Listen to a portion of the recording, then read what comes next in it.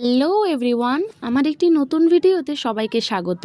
তো আজ বানাবো চিলি সয়াবিন আমি আলু দেবো, তার জন্য আলুগুলোকে জলে সেদ্ধ করতে বসিয়ে দিলাম। জলে সেদ্ধ হয়ে গেলে তারপরে লাস্টে সয়াবিনগুলো দিয়ে ভালো করে ভাপিয়ে নেবো একটু নুন দিয়ে।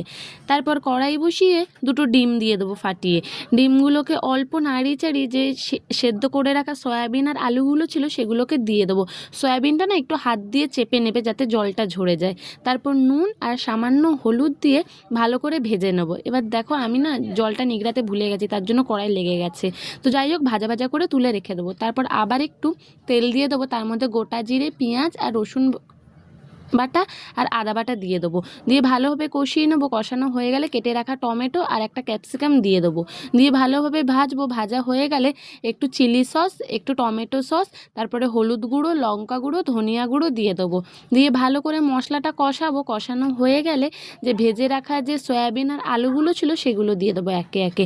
তারপর সয়াবিনের সাথে মশলাটাকে ভালোভাবে নাড়িয়ে চাড়িয়ে কষিয়ে মিশিয়ে নেবো। তারপর মেশানো হয়ে গেলে সামান্য পরিমাণ জল দিয়ে দেবো। এবার ওই জলটাই ফুটে উঠলে ওপর থেকে একটু গুঁড়ো গরম মশলা ছড়িয়ে দিলেই তৈরি আমাদের চিলি সয়াবিন। ভাত বা রুটি সবার সাথে এটি খাওয়া যায়, দারুণ।